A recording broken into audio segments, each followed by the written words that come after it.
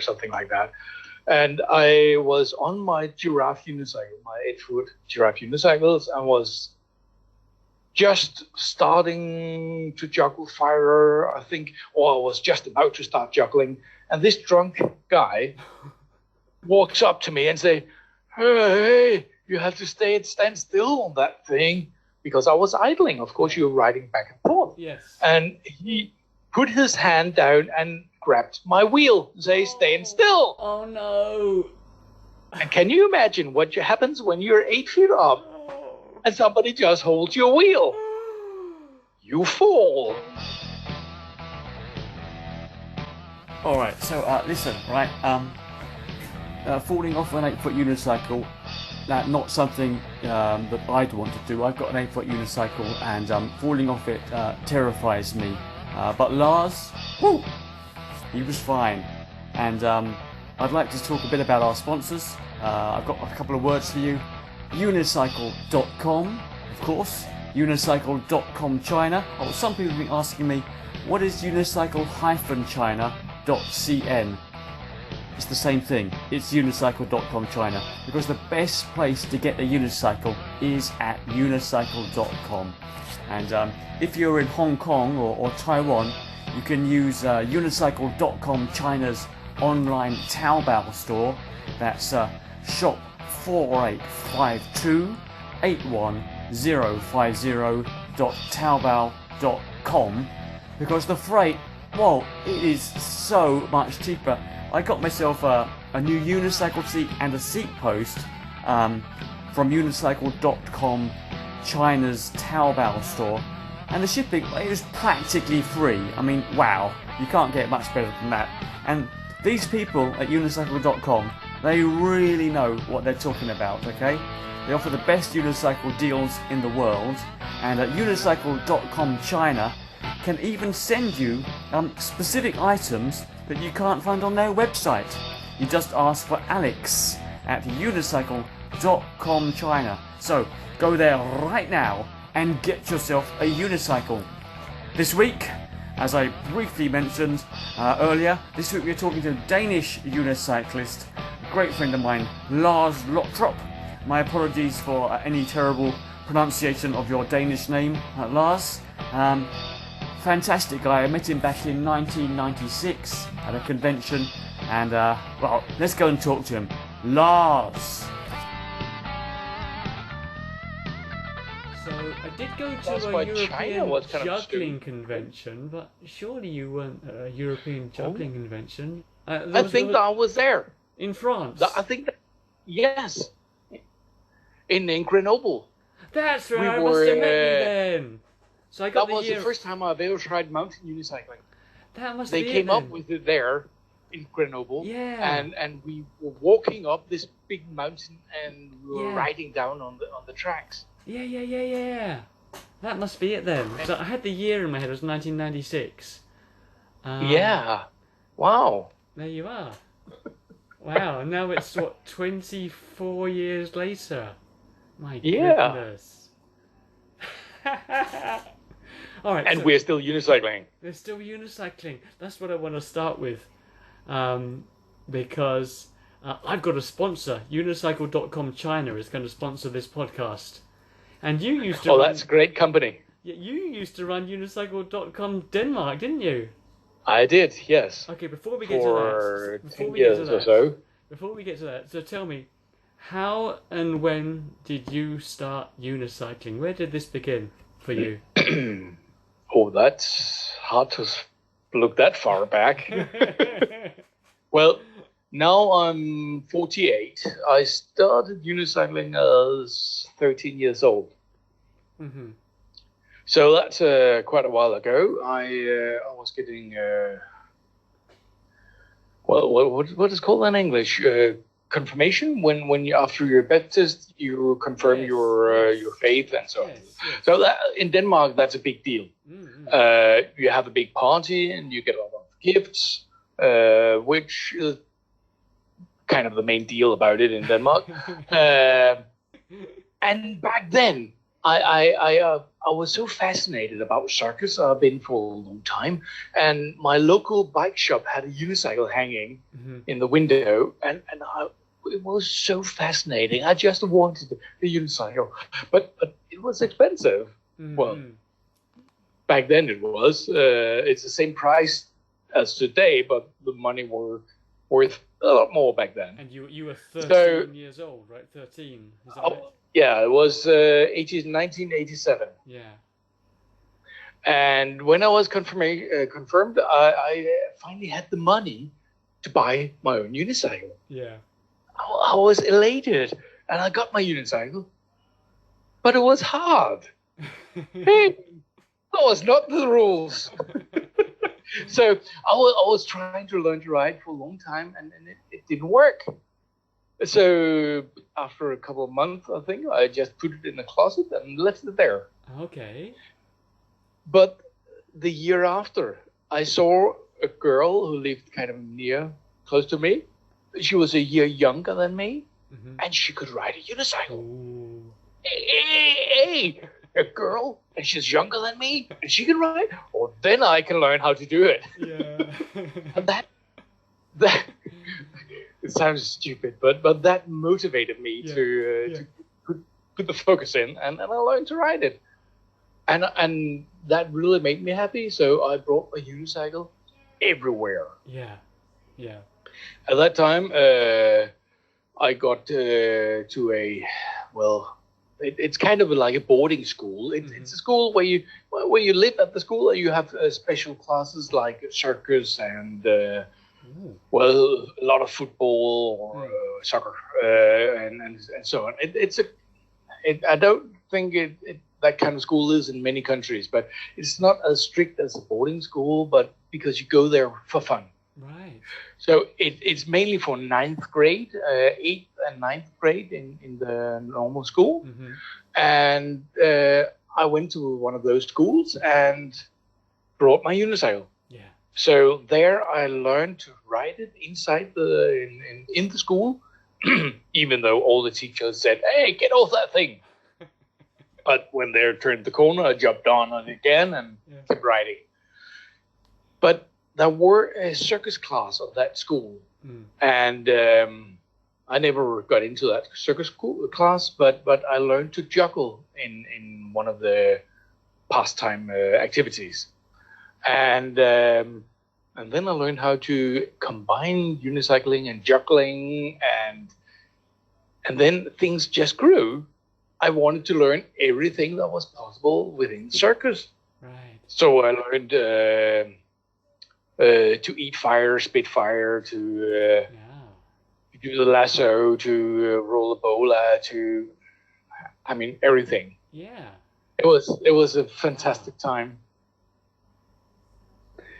And to continue my story, that period of time, then I went to high school, and I was doing so many things with this circus stuff, and one lady one day asked me if I would come and show what I was doing, what I could do. Yeah, sure, that was always fun. So I made a kind of a show, and I believe I had 15 numbers or acts in my show. Wow. So 15 times I changed what I did, from juggling clubs to juggling knives to eating fire to. So can you imagine? I think I did half an hour, so that was very intense, very confusing, and shifting every time. But I had a blast, and after the show, she gave me some money. Ooh. and I was just, hey, this was not the deal, but great. And a whole new world opened for me at that time. Imagine getting paid doing what you love. Yeah. Wow. So I started trying to get shows and teaching acts and so on. And it was in Denmark, and it was with Danish currency. So I think I got paid 300 kroner, which is like or Okay. a bit less than that, $40 maybe for a show. Yeah. And that could be 1 hour. Yeah. Yeah. Wow. So, I mean, it was really, really bad pay. Yeah. But I was lousy. Yeah. So the pay matched my whatever I delivered. So, I mean, it was a fair change. And after a while, I got better and better, and I raised my salary and so on. And around, I think it was around 90 or somewhere around there, I met a guy who was performing on the streets in Denmark on a very tall unicycle. Ah. And he was brilliant on the unicycle. Mm-hmm. And at that time, not many people were. So I got to know him, and I wanted to be friends with him. Yes. And we became good friends, and we started performing together. Because I've always been a good salesman, so I could book the jobs for us. Yeah. And I could get paid better and more when we were two, and he was a lot better performer than me. So but we shared the profit half and half, because I got the jobs and he did most of the performing, and I was in it and I learned. Well, what's his name? His name is Palle Henriksen. Okay. Palle is what is his? No, Palle. Palle. Ah. Oh. Pellets. Okay. He's just Googling something, I think. Yeah, I'm just looking at if I can find him. It's okay. We'll put that in later. Don't worry. We'll put it in the notes. Yeah. But we did a lot of shows together. We were performing on the streets, and we were performing on gigs that I booked for us. Corporate events mainly, or city fairs and so on. Yeah. It was a great time. Wow. We had a lot of jobs, and my pay has gone up 10 times at that time. So I was getting paid a decent amount of money. Yes. And we were also in Tenerife and in the Canary Islands in Spain. Wow. That was right off. Oh, that was further back. That was 98, I believe. So it was quite a long time after that. And there were 3 people performing there. They had been to a circus school in Russia with those 3, and one of the guys had to go to a university in Denmark. So Palle asked me, could I come and take over for this guy? So I was performing with them for 3 months, and we had a show every evening in a new hotel, and had a 14-day tour. That was quite fun, but hard work. You've got a giraffe unicycle in your show as well.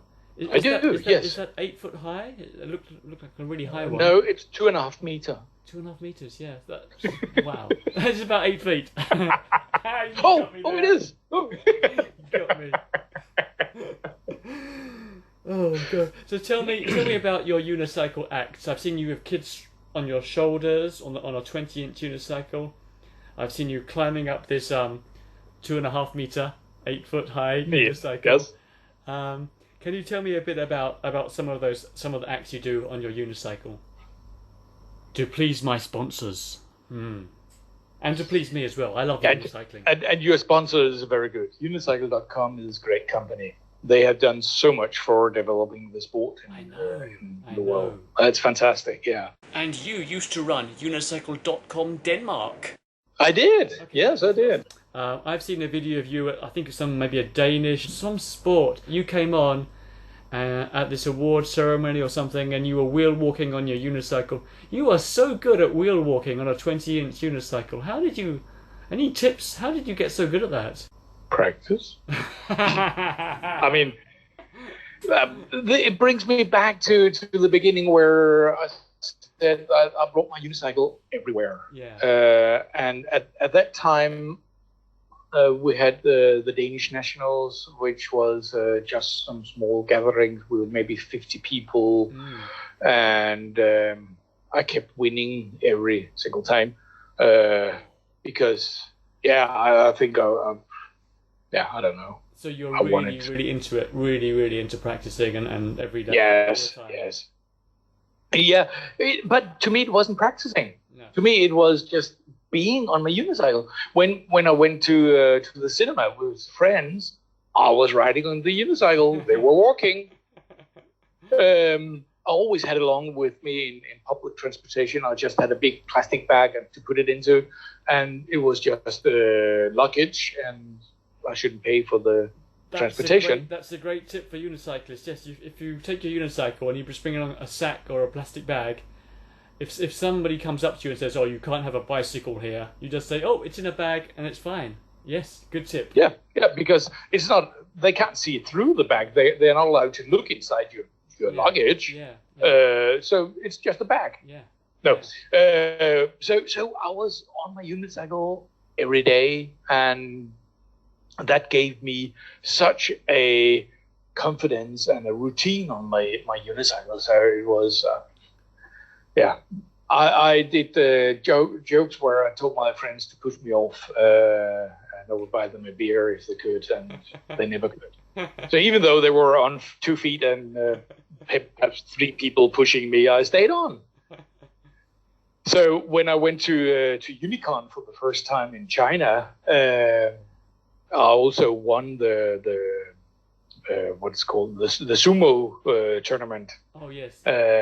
This is where you have the big ring and you're one-on-one and you have to push the other rider off of the unicycle. Yes.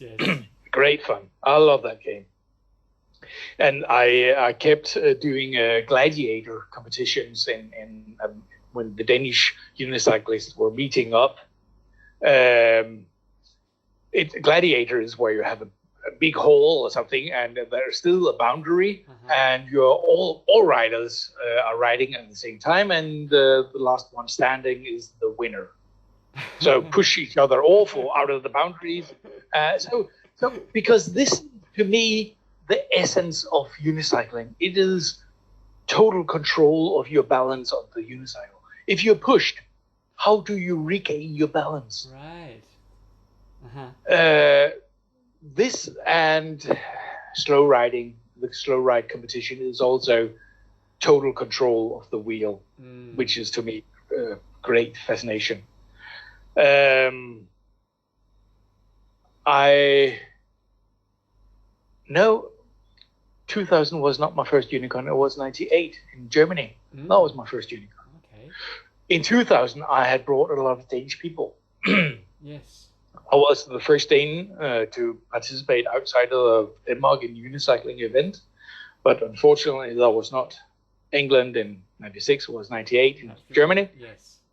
But in 2000, I had formed the Danish national team. You'd formed it? Yeah. Well, I just made up, let's bring all the guys, and who want to come? All right, you guys, you want to come? You're the Danish national team. And I gathered these guys for the 2 years up to Unicon, and I practiced with them. They came from all over the country, from different unicycling clubs. But we gathered it in one club, and we had a weekend practice maybe once a month. Yes. And they couldn't wheel walk, so that was their level. And they were not very good at the unicycle, but they were passionate. Yes. So we did the gladiator thing every weekend for a warm-up. And in the beginning, it was everybody against me. Yes. And there were 15 riders. So I had 15 people going against me on my unicycle. And in the beginning, I had my hands behind my back. Gosh. And I still won every now and then. And then later, within half a year, I think, they got so good that I should be alert, and we were doing everybody on everybody, and I didn't win every time. Right. So it was Gladiator is a great way of improving your unicycling skills. Oh, I never thought of that. That's interesting. Yeah, makes sense. Yeah, because you get so good at regaining your balance if you're pushed or hit a curb or anything. Yeah. So that's a good little tip. and I ran the national team for 7 years. Wow. And brought them to many unicons, and we did a group freestyle. You were quite noticeable in England. In England, we have a phrase which is punch above your weight, and this means if you're a boxer and you don't weigh much, but you can beat a boxer who's heavier than you, you're punching above your weight. And Denmark is a small country, and yet when I'd go to a unicon, I'd see the English team or the team where I was from Singapore was pretty much in disarray. We weren't very organised. We hadn't practiced. We hadn't met up. We weren't very good at any of the competitions. At the first Unicon in England in 1996, only one Englishman entered a freestyle competition. One. It just wasn't something we did. So seeing Denmark, you punched above your weight. Your team was noticeable. It was like, oh, who are these guys? All dressed in orange. They're good. Yeah. Yeah. And in the beginning, in year 2000 in China, we were named Team Sumo because we have been doing Gladiator and Sumo so much. So when the Sumo competition came up, we beat them all. Even our small Danish girls were excellent and could beat guys twice their size and so on. It was fun. I'm going to try unicycle sumo. I've never really thought about it. Yeah. Is it a bit dangerous though when you fall off? You might land on top of your unicycle badly. But yeah, of course you can hit a fall on your cycle and if you fall on your butt and roll back and hit your head, of course that can hurt your head. But it's so rare. Yeah. I've been doing sumo and gladiator for 30 years. Okay. I think we have had 1 or 2 broken arms in the competitions, and then I've done thousands. That's no worse than unicycle hockey, which no, I would say it's worse than hockey because you have the stick and you have the puck you're chasing. I've seen more injuries in unicycle hockey. You're right, I have, including me. Yeah. I broke my arm once. Yeah, but after 7 years of teaching the national team, I had too much work performing. So practicing weekends, and every weekend I had 2, 3, 4 shows. Yes, so I was hardly there. So I said I have to redraw from as a teaching leading position. So I gave it over to one of the very good students, Tanya. Who you probably met at Unicons, but she has been running the national team ever since. And she took it to way new heights.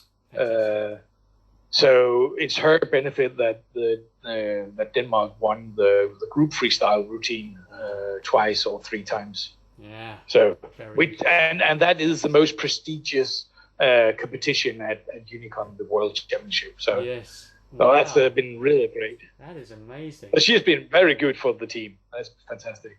Let's talk about your show as well then. Because you do unicycling. Let's talk about unicycling in your show as well then. So yes. You do you always bring 2 unicycles, a 20-inch and a giraffe for your show? Yes. And I have 2 giraffes in my car. I have a 1.5 meter and a 2.5 meter. Oh wow.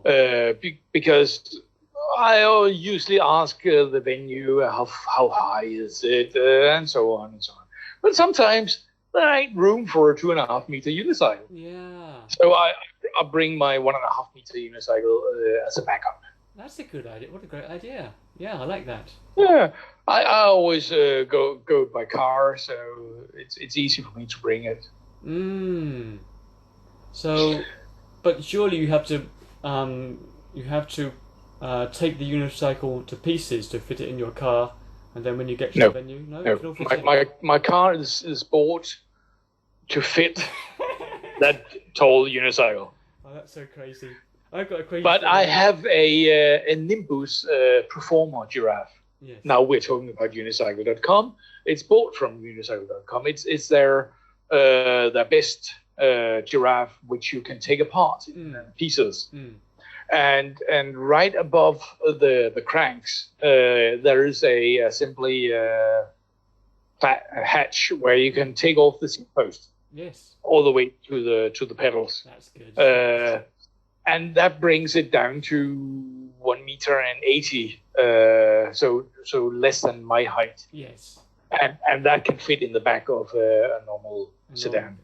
Brilliant. Whatever car. Brilliant. So station car. You get to the show. I guess the first unicycle act would be the 20-inch. What do you do on the 20-inch in your show? I do a kick up mount where I do some jokes about getting on it and not getting on it, and I am a clown when I'm performing, but without the nose and the costume. I am a very good-looking artistic costume. Yes, it's a lovely costume. Orange and black, and all my gear is orange and black, kept in those colors.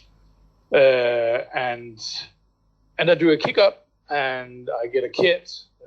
Before Corona, before this, whatever it is, came along, I had a kit and to put on my shoulders, and we did some tricks up there and so on. I was jumping around and stuff. You can jump around with the kid on your shoulders while you're riding the unicycle. Yeah, I did, but it's too hard on my back because everything ends up in your lower back. It's not good. But we did wheel walking and stuff like that. With the kid on your shoulders? Wow. Sure. Brilliant. And then I ended up doing a balloon figure for the kid, which was him on a unicycle. But now I don't do that. Because of the current coronavirus situation. Now I don't get a kid up because I had to touch her too much to get him on my shoulders. And, physical contact is not really encouraged in these times. Yeah. So I skipped remove that act from my show. Okay. So after that, I do the giraffe. I try to get on it myself. Usually it doesn't work. But I get somebody from the audience to hold it, and he's not strong enough, so I get one more guy from the audience, two big guys to hold it, and I climb them to get on the unicycle. Climb them, and then you can reach the pedals to get on this unicycle. Yes. Okay, got it. And then before that I give my torches to one girl from the audience, and I get her to light them and bring them to me, and I juggle fire on the unicycle. That's interesting. So you're saying that because of changing times, it's no longer appropriate to have a small kid on your shoulders, but they still let you juggle fire, because that's.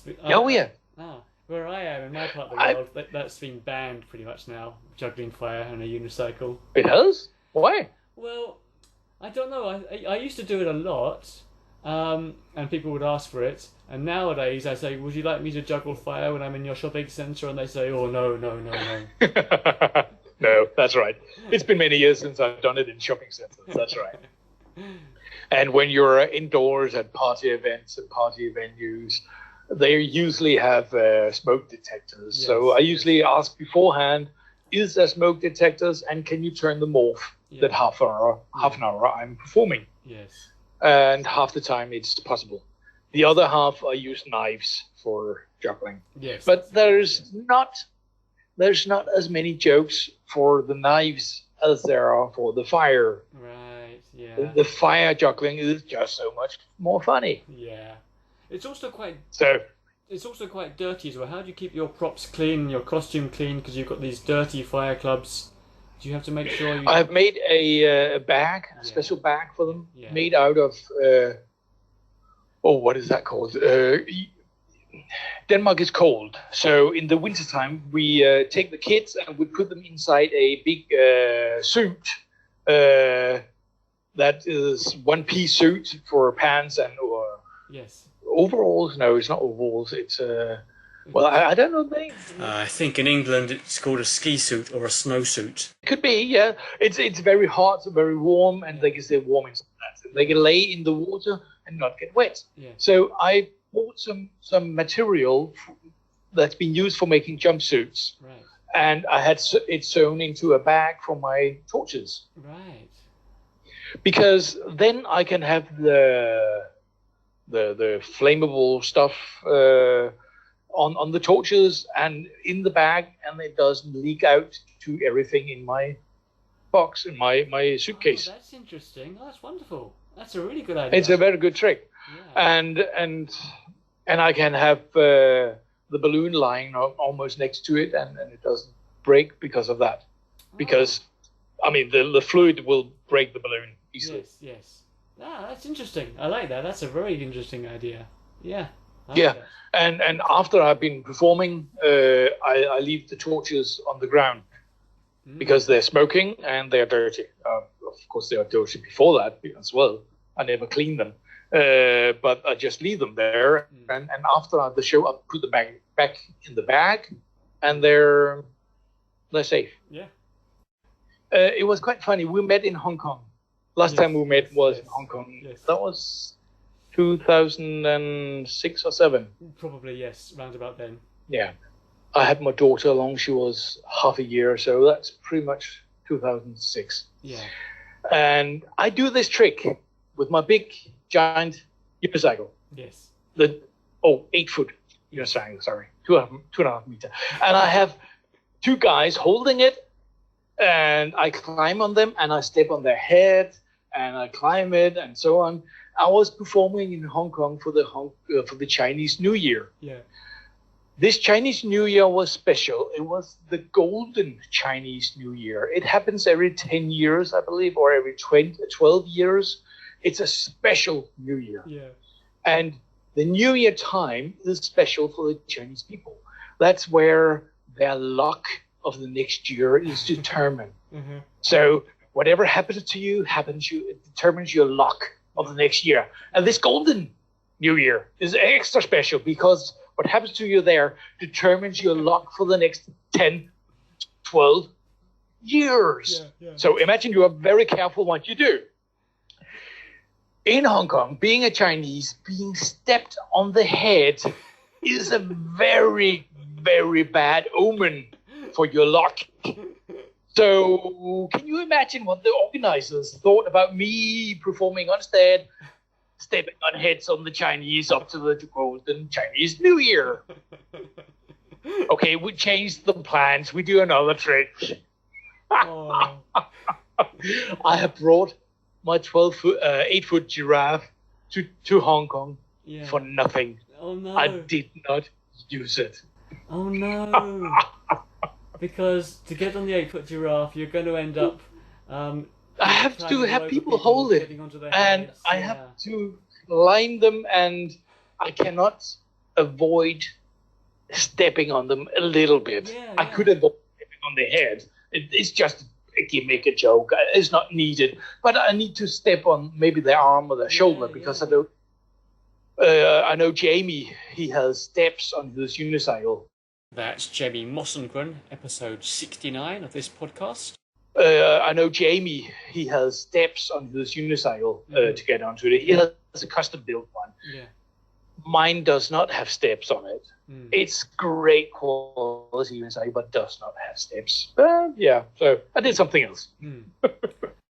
I was invited to China to a big clown festival. One thing I haven't seen before in this clowning festival, they had a Chinese unicycle act, of course. Yes. Of course, they do this giraffe thing where they kick the balls on top of their head. Yes. That's a famous one. And to the head, catched on with the the head, feet. Yes. But here they had some special unicycles I'd never seen before. It the wheel on the unicycle was made out of a metal ring. There were no spokes, there were no hub, there were no nothing. It was just a ring, and the giraffe went down to the sides of the ring and attached there with some pulleys, some wheels, something that made the ring turn. Wow. It was horrible to ride, but they could ride on this big ring, and other people on their normal unicycles could ride through the ring on the unicycle, on the giraffe. It was so weird, but looked fantastic. Yes. But I think it was only fantastic for me as a unicyclist to see, wow, what is this? But for everybody else, it was just a weird unicycle. But it was great fun. I've never seen that before. And I tried, of course, to talk them into letting me try it, but they wouldn't. Oh, Lars, it's so good to see you again. It's been too long. Yeah, it's great. Okay, look, there's a few things I have to put in, which are very good for you. If people want to contact you, I'll put this in the notes as well to the podcast, but let's just say it. If they want to reach you, what's your best email address if someone wants to email you, and what's your best website? Well, there's a difference between what you can find from the... let's take the one called unicycle.dk. Okay. That is easy to spell in English, unicycle. Yeah. .dk, and there you can find me. And I believe I have my email somewhere on that website. Yes, there you go. That would be brilliant. So if people want to contact you, unicycle.dk is the website, and then they can find you and email you from there. So it's not the one I'm using much anymore, but it's easy to spell in Danish. I have about 65 different websites. You have quite a lot, yeah. I've seen. I was googling you. Yeah, quite a lot of things here. Oh, Lars, tell me about this amazing unicycle race up and down a medieval tower in Denmark that I think you won quite a few times. Am I right? A little extra stuff. Yeah, actually, I should have been in the Guinness Book of World Records. You should have. I should have, yes. That we have a competition in Denmark called the Round Tower Race. Okay. Back in, I can't remember, 1600 maybe, there was built a tower in Denmark where the king could ride up in his horse carriage inside the tower. So there is a spiral road that goes up inside the tower. Yeah, and the tower is 36 meter high, so it's not giant, but it's quite big. Yeah. And the bottom 30 meters is with this road up inside. Mm. It's about 3.5 meter wide. Mm. So we have a competition once a year where the road is split in half. So on the outer part, that's not too steep, you go up in this tower on unicycle. Yes. And on the top, you turn around and you go down on the inside, half of the spiral. And you have to do it on time. Mm. And you're not allowed to fall off. Right. So this competition, I won it many times. I think I won it 7 or 8 years. And the prize was a tiny silver unicycle where the wheel can rotate. Made by some artist in Israel, I believe. But one year, I beat the record. Yes. And actually, the first record, the old record, was in the Guinness Book of World Records. Oh. But this year, I won. It was another organizer, not the usual one. And my diploma was not signed, and the charge was not given over to the original organizer. Oh. I mean, the timetables and so on. So there was no proof of my world's best time. Oh, no. Oh. But it's 1 minute and 43 seconds of riding up this tower and down again. Oh, brilliant. That's I believe it's the hardest thing I've ever done in my entire life. Fantastic. It's so hard. Let's see what have I got here. Oh, I should have brought my medals from unicycle tournaments. I have about 50 kilos. Just send me a photo. I think I have 50 kilos of medals. Wow. But the best one is the first first gold medal from Unicon. Brilliant. That was from downhill gliding. Wow. Do you know the gliding competition? I've seen it. Well, I can't to explain for people who is not unicycling, Yes. gliding is you speed up your unicycle. You have 10 meters to put speed on it, and then you put one foot on the frame of the unicycle and the other one on the tire, but only for braking because you're going downhill. So the competition is to go downhill as fast as you can, braking as little as possible. Yes. It's a good idea with the helmet for this competition, because you're going. I've been in 2000. I've been practicing so much on a big hill. I was close to where I lived, and I wasted many shoes on braking on the tire, but in China there was this very steep, very long hill, so we were flying downhill on that, just braking a little bit. And the problem is when you get on these high speeds, the unicycles start to wobble because of the pedals and the cranks. They're not evenly distributed, the weight of the unicycle. So the pedal comes forward, it turns the wheel a little bit, and the unicycle wobbling like crazy, and you have to try to keep it steady while you're riding with your legs. Yeah, that was great fun. So I came first in the overall competition back in 2000, and that's the greatest prize. You're way ahead of me. I can never. But can you remember we met at Unicon in Japan in 2004. At that Unicon, I made myself very noticed. Oh, yeah. Because we had the trials competition. Trials is where you jump on stuff on your unicycle. And at the world, well, I was at the first trials competition in the American Nationals in '97. But since then, it progressed a lot. And in 2004, it was very big sport, very big obstacles. And I was participating. Of course, it's the greatest competition. And we have this big cable spool, giant cable spool. It was maybe 2.5 meters tall, so 8 or 9 feet tall. The wheels on the cable spool, and they put it upright, so it was standing on the wheels, dug a little bit into the ground so it would move, and they made a pole that went up to the one side of the wheel. It was on top of a hill, so it wasn't that steep.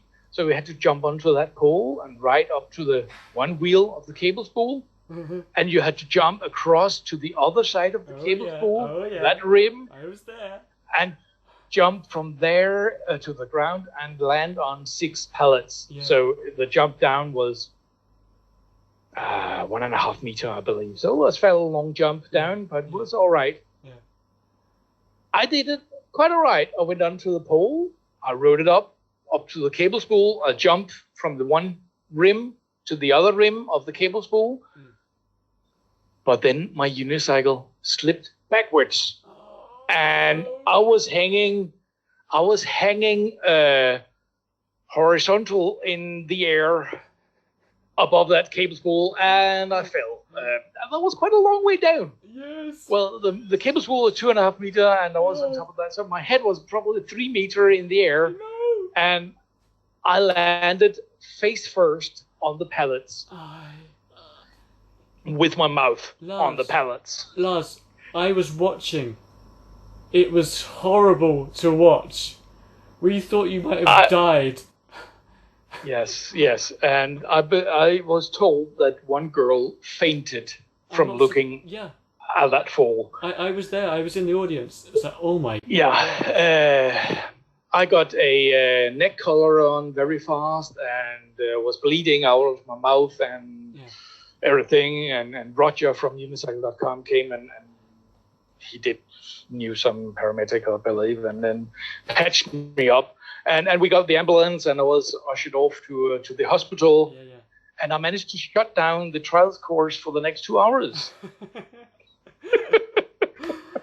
But you can't make it. But I went to the hospital. Yeah. I went to the hospital, and they did a fantastic job. They stitched me up around my mouth. I got 16 stitches in my upper lip and on my jaw, on the lower lip, because I've opened the skin. Yes. But nothing else has happened. Wow. My neck was all right. My back was all right. My teeth was all right. Wow. I'm built quite sturdy. So I somehow managed to land that fall pretty good. So I came back to the competition with my lips swollen up, blood everywhere, and iodine everywhere in my face, and said, "Hey, I'm ready. Should we reopen the competition? Can I participate again?" Yeah, I know. There was a cheer when we saw you come back. We couldn't believe it. Yeah, the same day you were back, all bandaged up, and then you were Yes. Awesome. And they said, "No, Lars, you are not participating anymore." Hey, but I'm ready. Come on. That's fantastic. Yeah. That's great. Yeah. I look horrible. I looked horrible. I had my former wife. She was along on that trip, but she was not on the trials course. So when she came back, we came back from the trials course.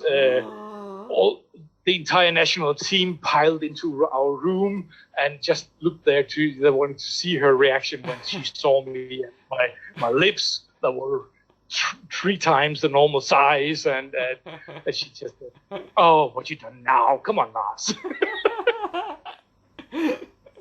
She was so used to me hurting myself, and but I was back in competition the next day. You were? Yeah, we did the 100-meter sprints, and it was great. Brilliant. I had big lips, and I managed to get a headband saying "kamikaze" in Japanese, and I wrote that on the entire time. I remember. Oh. Everybody knew who I was. Yeah, famous. Oh, that's a good one. We haven't talked much about Unicyclist.com. Yeah, tell me. You ran Unicycle.com Denmark for a while. Yes, back in the days, we did get the Denmark to the Unicorn with the Danish national team, and I did so much in unicycling back then. I was running, getting people to work between clubs in Denmark, and started a national organization for unicycling. So I spent a lot of time opening new clubs, helping people to start a club.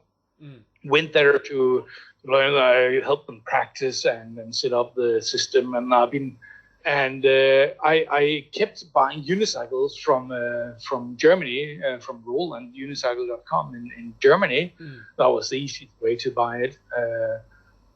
And I sold them to other people, and sometimes I got a discount from Roland, and I sold the unicycles for a normal price, and I made a little bit money on that, and I sold hundreds of unicycles. And then a guy I had on the national team from the beginning, and we said, well, why don't we start a unicycle shop? Yeah, we can sell these to the entire country and makes real money out of it. Yeah. So we did start a shop called Unisail.dk, and it boomed, and we bought mainly QX unicycles from Roland, and then we got into contact with Roger, and Roger Davis, who runs Unicycle.com in England, is the founding owner of Unicycle.com, together with Amy Drummond in the US. Yeah. And after a long time, we got the negotiations in place, and we could start the Danish franchise of Unicycle.com. Yeah. And then we could order directly from QX, and we could order containers from Taiwan.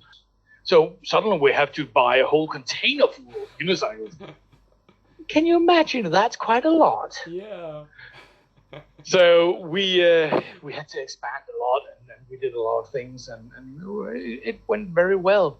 And we sold so many of the QX Luxus unicycles. Mm-hmm. That was the best beginner unicycle at that time. And Unicycle.com had their I can't remember the model back then, but it was with rounded frame, and it had very long cranks, 125 millimeter cranks on a 20-inch wheel. Okay. That was what they thought saw as the best combination for a beginner, right? Because the best gearing, leverage, it was easier to turn, but you easily hit the ground with the pedal when you're turning, and I don't like that. Yes. So we developed this new unicycle called the UDC Club unicycle. Mm-hmm. That one was developed for specifically for the Danish market, for the Danish clubs. Yeah. That's why it's called a club unicycle. Right. So it was made from my specifications, what I wanted on a unicycle, how it should be, to be the best unicycle it could be, but still as cheap as possible. Yeah, yeah. So we wanted a white tire, and as a standard, because I always swap the tires, because in the clubs in Denmark you always have to ride white tire or non-marking tire, and all the unicycles came with black tires. Yeah. So we had to have a white tire and so on. So that was developed for the Danish market, and it really took off. We sold a full container of them in Denmark every year. So it was great. It was really a fun time. Boom times. And we were actually involved a lot in the development of the Nimbus Eclipse unicycle as well. Really? Do you know that one? Yeah. It's the aluminum. How do you say that? In England we say aluminium. Aluminium. Thank you. Unicycle. It's made in aluminium. Even the hub. So it's so light. That's what I'm performing on. Wow. And that was developed with the Danish national team as well. So they tried it out and say, hey, how can we do this better? How can we do it better for stand-up tricks and so on? It was, it's so fantastic to be involved in the development of a sport like this. Yeah. I really love it. Wow. But a couple of years back, I think it's 2016, we sold the shop because I was doing so much other things with my balloon artist and performing. So this was, I was not involved in unicycle sport this much anymore. So we sold it to the girl, Tanya, who took over the national team as well. Yes. So she also took over the shop and bought this from us and ran it for a while until the market in Denmark went downward. So unicycle not this big in Denmark anymore, and she couldn't. There was no market for a shop. Right. But it was a very fun time. We ran the unicycle brand in Denmark for 10, 12 years, I think. You are part of the history of unicycling. You are part of it. Definitely, yeah. It's been great story. Wow. Good job, buddy. Good job. Thank you. And let's promote the Unicons, the Unicycle World Championships as well, because I've been to a couple, and Lars has been to about 10 of them, I guess. So let's promote the Unicycle World Championships, the Unicons. And usually there's about 2,000 unicyclists together at a Unicon. I know. At least 1,000. It depends on where in the world it's being held. Yeah. So somewhere between 1,000 and 2,000. Yeah. It's great fun. So if there's any listeners who's riding a unicycle who has not been to a Unicon, a world championship, or it's more like a convention, I would really urge you to consider it and join us, because it's so much fun. Because of course, you have the competitions. Some of them are very serious. The basketball tournament, the hockey tournament, the freestyle competitions, the trials competition. But there's fun competitions as well, sumo and still stand, slow racing. But the benefits are in all the workshops, all the late night talks, and you ride together and you go up in the mountains on some rides, and you get to know all the unicyclists, and you always double your capacity on a unicycle the first time you go to a Unicon. Yeah. You get such a boost in tricks and abilities and everything, so you come back home much better rider than when you left. That's right. It's fantastic. That's right. I have a clear example on the national team. The first year we went in 2000 to China, I had a requirement for them. It said you have to be able to wheel walk if you want to come. You have to learn to wheel walk before we go, otherwise you stay home. Right. Okay. So they worked a lot on that, and that gives you the level of them. They were not very good. Yeah. They were not excellent riders yet, because wheel walking is not that difficult. It is a low-level trick.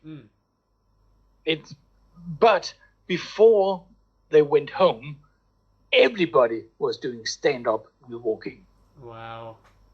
So they learned to do stand-up wheel walking at Unicon. There you go. And that is a high-level skill. That is so much harder than doing wheel walking sitting down. It is true. When you see other people doing these tricks right in front of your eyes, something changes in your brain, and your brain says, I think it's possible. I know it's possible. It's all right that Lars can do it. He's Lars. He can do anything. That was kind of their perception. Yeah. But seeing 200 people doing stand-up wheel walk and doing even backwards and stand-up gliding and stand-up all this kind of thing, they said, wow, if they can do it, I can do it. That's right. So go to a Unicon if you can. Come and join us. It will be great fun. Oh, I saw some videos of you on a 20-inch, and your seat posts seem to be very high because you're almost on tiptoes on the pedals. Is that normal for you, or is just a rare video? Yes. I always ride my unicycle a little bit very high. I'm not able to ride Jamie's unicycle. Jamie, you had on a previous show. Jamie Mossengren. Mossengren, yes. He has legs that are as long as I'm tall.